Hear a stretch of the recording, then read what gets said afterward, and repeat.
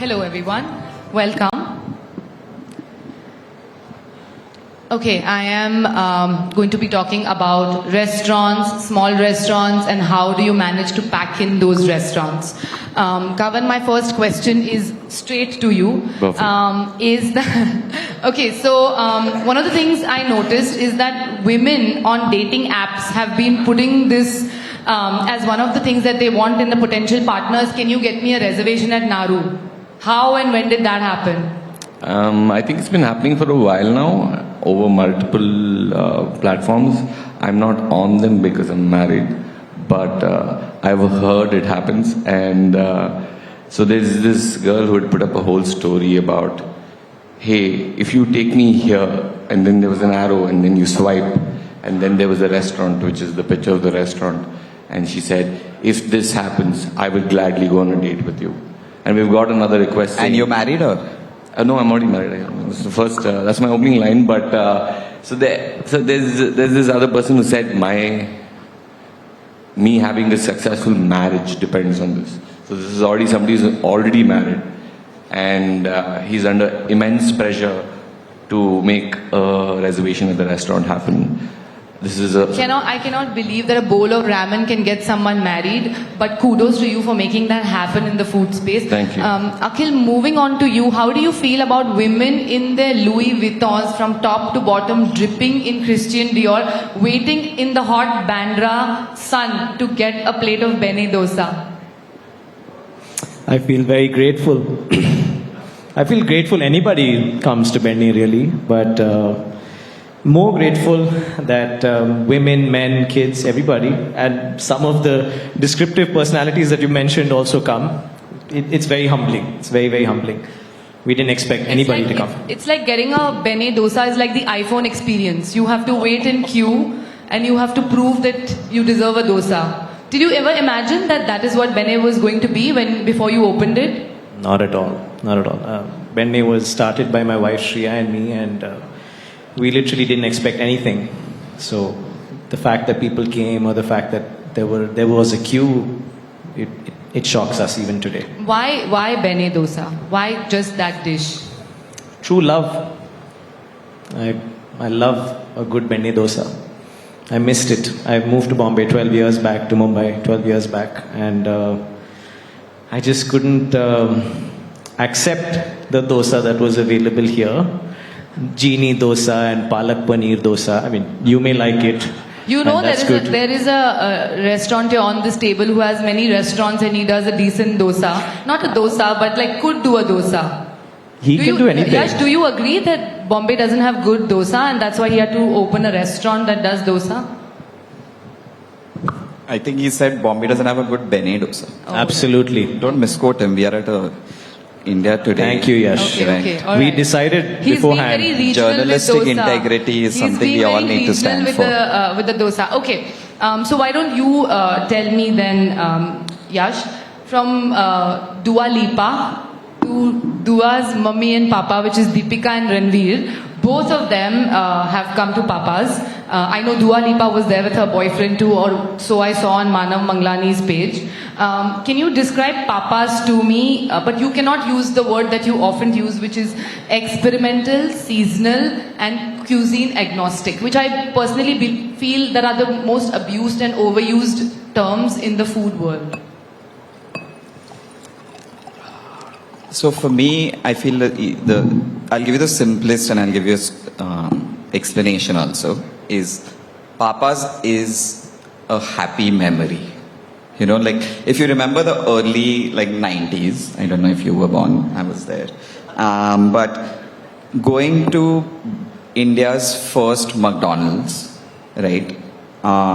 If you came from a middle income, any family, you stood in queue and your dad went and bought, and if he got you a happy meal, like in that moment, your family is sitting there enjoying that meal and then walking out with that toy in your hand was happiness. I feel the way for me Papa's is best described is not when someone walks out and tells you about how good the rabbit was or how rarefied the freaking gin was to say, I feel happy. And that's what I don't remember a fine dining meal in India to just make you feel joyous and happy. And that's what Papa's is. So, Yash, you brought this up about McDonald's, and we both know that Papa's is one of the most expensive tasting menus in the country. It is not like McDonald's, it's not 250, 300 rupees, it is around 7,000 rupees. Do you think the experience is justified for the price? Or do you think it's okay? I think it is justified. See, the thing is and I still order McDonald's at least twice a week. It's not, we need to be very objective about this. Is for us, McDonald's is a cheap meal, but for someone in India, going to a McDonald's is still an aspirational meal. So there are different parts of it, right? Like, is Papa's one of the most expensive meals in India? Yes, it is. But it is so much more value driven than anything you would get. So I always tell people that go to Papa's when you want to celebrate a big moment in your life. You've had a kid or you have an anniversary coming up. So I think it's definitely worth it. Like 7,000 rupees is a ticket to Delhi on an Indigo flight. So. Okay. Kavan, my next question is for you. 25 dishes and approximately 10 ramen on your menu. What made you feel like this is all I'm going to do? Take it or leave it? When you talk about ramen, right, and if you've gone to Japan and if you've gone to a small shop, they usually have one item on the menu. So for a ramen restaurant to have 25 dishes is quite a lot already. I think it's already adapted to an India model where we used to Shiv Sagar or Sagar style restaurants with about 200 dishes on the menu. So it's already adapted. There's something in it for everybody. Yes, the previous menu when we started was slightly smaller, when it was more concise, but this is a little bit more diverse. I think maybe if I could, I would cut a few more dishes off the menu, not add. Okay, don't do that. Maybe those girls on the dating app want to eat more than just those 10 dishes. How do you feel, especially when your peers are doing so many things, they're changing menus seasonally, they're doing such diverse things. How do you feel when somebody says you would be a one-dish wonder? I think it's great to be a one-dish wonder also, because if you want something and you know that's the only place you can get that fix, you're going to go there no matter what. You're not going to hipscop and jump to the next cool thing or the next new thing. Yeah. And there's spaces in Bombay, what I call Bangalore also called a legacy model. There's some dosa places in Bangalore. If you want that style of dosa, you will go to that place. And that can happen with any cuisine. And will you ever diversify and maybe do other things, or this is what you are happy doing now? I'm happy doing this round, but I might diversify into another completely different thing altogether. Okay, talking about diversification, Yash, you have a bunch of restaurants under your parent company, Hunger Inc. You have Bombay Canteen, you have Bombay Sweet Shop, you have O Pedro, and everything is supremely diverse. What is it about Papa's that is different? Because it is one of the most packed restaurants from amongst all of them. I feel it's important to also know that we took our time to start a fine dining place, right? And it's not really packed because it's only 12 seats. It's like one table at this ballroom, right? I feel like it is, I don't like to share too much about it because I want people to come there and we've all lost the element of surprise. The challenge with, I'll say it openly, is that fine dining in India is, with most restaurants we've seen before, is restaurants were designed only to be seen at, that you as a entitled person wanted to be the first person there, take that photo, tell your friends and you're done. But as a fine dining restaurant, where you, I feel, can differentiate yourself is the way you make people feel when they are there, right? Like, I know both of them have eaten at Papa's, and I just feel it's a great experience when you walk out of there and you don't, yes, you spend a lot of money, but you just feel, it's like after a great vacation, you just feel refreshed. So I feel it's 12 seats. It's where Hussain gets to do what he wants. And at the end of the day, people walk out supremely happy. Okay, so Akhil, before you opened Bene, it's like Bandra had never eaten dosas. Okay, how did you get this sardo toast loving crowd to appreciate the nuance of a beautiful Bene? To be honest, I have no idea because I don't think they have stopped eating their sourdough toasts or drinking matcha tea. I think that's still very much happening. But I feel like now there is room for Bene Dosa. Now there is room for dosa, and it's amazing. That's why we chose Bandra, because I feel like Bandra is one of those places where if you're doing something really specific and you're doing something very intentionally, they will give you a chance.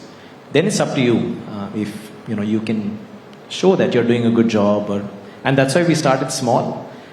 It's entire reason we started small, so that we could focus on one thing, focus on that experience, and I think there's room for everybody. Kavan, why did you keep it so small? Was that very intentional? I was paying for it myself, so I said, why invest in a 400-seater and be indebted for life when I can do 8 seats and fund it myself? And Japan, I know that you've traveled a lot of Japan while you were doing the menu. Also for that, Nauru. ramen shops are usually between 4 to 10 seats. So I want to replicate exactly that, and then ended up with 8 seats. Okay. Coming back to what I was saying about you traveling to Japan to learn how to make the right kind of ramen so you could give a great experience to Bangalore. Was there something that you learnt about the Japanese culture or specifically ramen making that you haven't changed even if you are serving it in Bangalore? Yes, I think all the, not to get too technical, but all the core elements of ramen, the noodle, the soup, the broth, the seasoning, all those 3 things are all kept like you would have it in Japan. But there are a few things that come in that are also Indian, like local ingredients that come into the ramen that make it its own. Okay, I want to come to you, Akhil. Did you expect this kind of virality with a brand, and is creating a brand that is viral first more important than the food in today's scenario? Because I see a lot of smaller new brands doing that viral first approach where the food goes viral before people have even tasted it. Even if that happens, you may go there once, but whether you come back or not is dependent on the food. Yeah. So I think communicating with your audience is very important. Going viral is like winning the lottery. There's a saying by this Tamil poet. He's translating a Tamil poem to English. And he says, in his words, he says, what things at what time happen, that thing at that time happen. So, And what exactly does that mean? it means that what you can't predict it. You will try. Everybody's trying to go viral, but it doesn't happen for everyone. It's like sheer dumb luck. Everybody's trying to go viral. So you're putting it on luck that Bene went viral. 100%. Okay, 99%. Okay. It's luck. It's right place, right time, right product, and luck. If I had to do it again, I have no idea it would happen or not. Right place, right time, and right product is about 99%. Okay. Yash, what do you have to say about that? I was going to say like when people say this, that the food went viral, it wasn't the food, it's the content that's going viral, right? And this whole thing about like single hit wonder, right? You went viral because of one Instagram meme, but that doesn't stop the work you've done behind the scenes of writing 2 books or being a great journalist. I think at the end of the day, like, we go to Bene because it's a phenomenal dosa. And I think the idea that people don't get as younger founders is, yes, you want your content to go viral, but if the food does not taste great, they're not coming back. So, as a brand, all your brands, Yash, specifically, all of them, there is a lot of thought that is put behind everything from packaging to labeling to the things that are written on the brand to the communication that goes out, the date it goes on, and that I can go on about that. To you, how does it feel when you see a brand that's just literally doing tiramisu coffee get more hits than something that Hussain, Sameer, you have taken months to put together? See, there's always a cynic in everyone. I have always a sarcastic version of everything that's happening in real life happening in my mind as well. I acknowledge it. I feel it's great for people. But I'm also happy with the amount of money in my bank. So I'm like, my brands are doing good for me. Talking about money, when restaurateurs do, and this is my question for the three of you all, when restaurateurs and chefs choose to do these super tiny, small formatted restaurants, are they viable business-wise? Kavan, why don't you take that first? I think you can make it work. It also depends on how it's formatted. In my case, there was a person who walked in. He entered the restaurant. He's like, "Is this it?" Because I think it for him in his head it ended before it started because the restaurant is so small. And then he said, "Hey man, are you okay?" I said, "Yeah, I'm fine." He's like, "Are you sure? Is this working?" But then yes, I said it's working. We're doing okay, and it does do okay. I think it's more efficient than a larger restaurant. I'd like to say because I think in a small sort of square footage that we do 5 turns a day in a 20-seater. So we do about 100 people a day. So it tends to work. Kavan, especially for you as a chef, while they are restaurateurs, and I want you to answer this question as well, for you, is it creatively satisfying when you're working with such small numbers that not so many people have eaten your food? Oh, it's great. You see new faces every day. So it's fantastic from that perspective, It's a small space with smaller menus. It's easier to source something nicer, and you can only source a small wee bit of it because you don't have to feed a lot of people. But I think it's great, yeah. What do you have to say about small restaurants and the business viability of those restaurants? For us, it was a very clear, conscious decision to start small again because we are not from F&B backgrounds.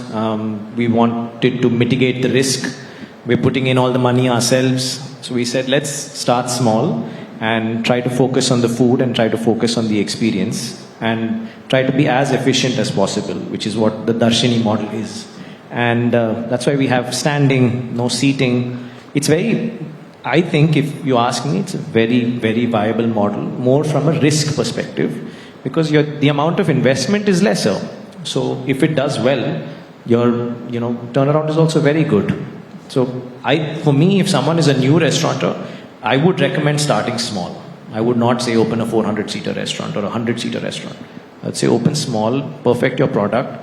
If it does well, then go to a bigger space. So Yash, you've done both big restaurants and now a tiny restaurant. Tell me if it's commercially viable, and as an entrepreneur, what is more satisfying? I think anything run the right way is commercially viable. It doesn't see it's small or big. I'll give you an example. When we opened Bombay Canteen, we were in Lower Parel, but on the wrong side of Lower Parel. Everyone wanted us to be on Todi Mill side. We weren't.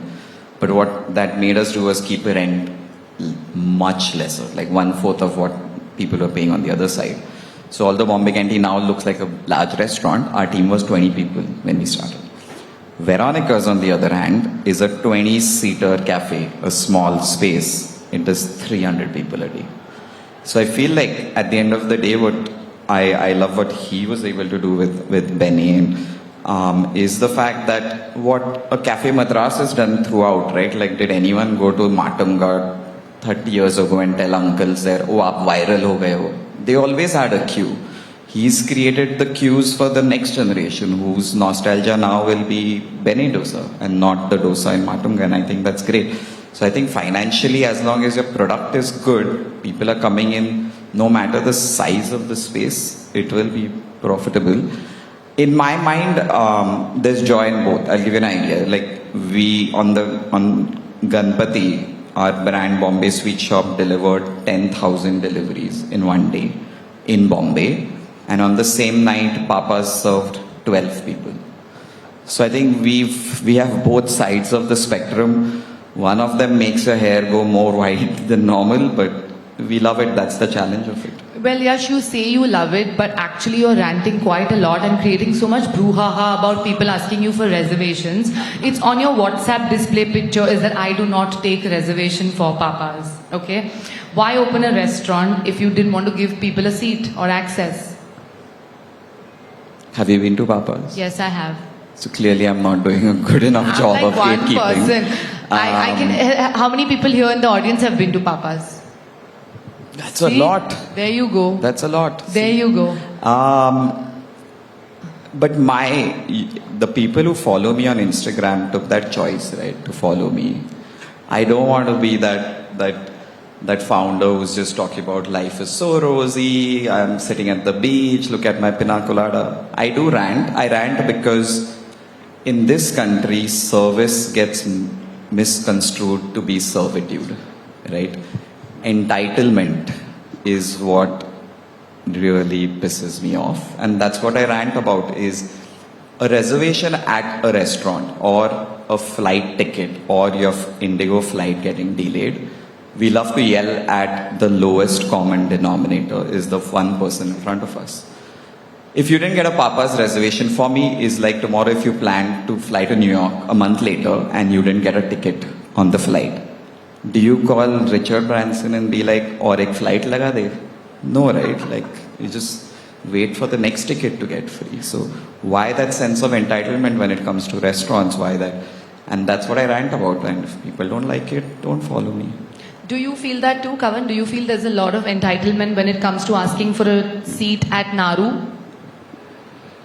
It's tapered down over the years, but he still does 12 seats a night, so I don't know, it's going to probably take a decade before it tapers down. But yes, there's a certain amount of entitlement that comes from many things. And restaurant reservations are like, you don't look at restaurant reservations, you think, it's just a restaurant, it's just a seat, why don't you just throw me one? Kavan will just be like, talk to my assistant. Okay, talking about controversies, there is a lot of chatter about Bene gentrifying dosas. What do you have to say about that, Akhil? Gentrification of the Bene Dosa by the whole Bandrafication of it. Dosa is 2,000 years old.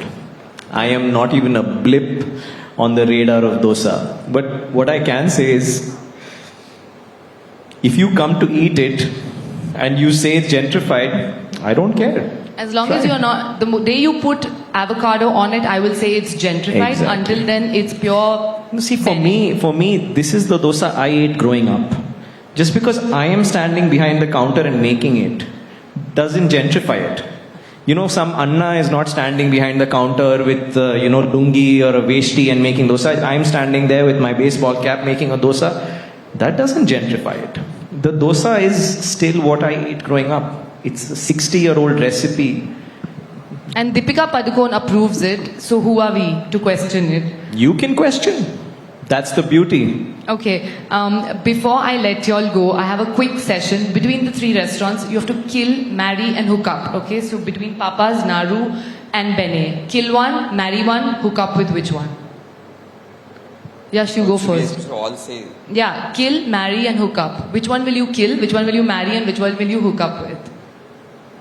I'll be nice. I'll kill Papa's.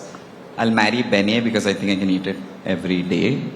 And hook up with Mr. Nauru because it's difficult to get a hookup anyways. Akhil. Wow, yes. I would kill, no offense, I would kill Nauru. I would He's marry. offended. No, I mean, I love Nauru and, there's no love lost here. There's a Bangalore. I think he will marry Dosa, to be honest. I would kill Nauru, I would marry Bene, and I would hook up with Papa's. Yeah. And? Very similar to Akhil's, I think. I would kill Bene because I'm from Bangalore. I have very good access to dosa, so killing that restaurant won't make too much of a difference in my life. I'm already married to Nauru, and there's an endless hookup with Hussein all the time, so it's a very easy answer. Okay, thank you. On that note, it was lovely chatting with you. Thank you. Thank you. Thank you. Thank you so much for having us. Thank you.